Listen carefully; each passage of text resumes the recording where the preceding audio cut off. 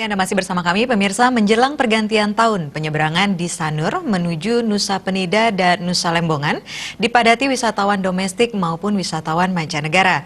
Kedua pulau itu masih menjadi primadona bagi wisatawan untuk menghabiskan liburannya. Walaupun sudah mendekati libur akhir tahun, wisatawan yang memanfaatkan penyeberangan tersebut ternyata mengalami penurunan hingga 25%.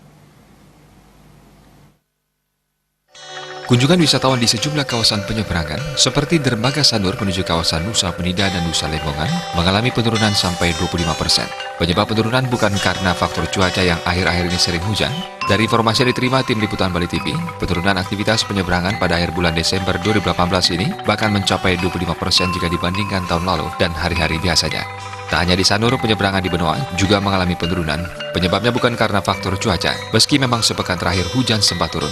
Penurunan aktivitas ini lebih disebabkan faktor perekonomian. Selain itu, penindakan terhadap agen-agen wisata yang banyak membawa turis Tiongkok tak berizin juga disebut turut mempengaruhi penurunan tersebut.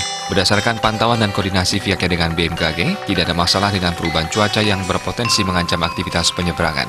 Data yang dihimpun dari BMKG wilayah 3 Denpasar memprediksi kondisi cuaca secara umum di wilayah Bali, hujan ringan hingga lebat pada pagi, sore, dan malam hari.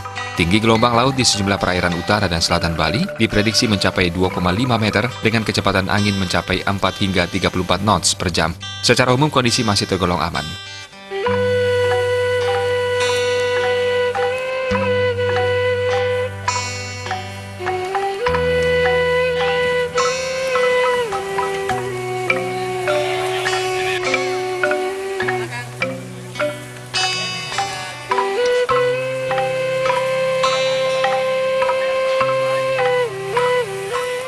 Kondisi ini diprediksi berlanjut hingga akhir tahun. Hal ini dikarenakan adanya pengurangan armada yang akan meliburkan diri pada hari raya.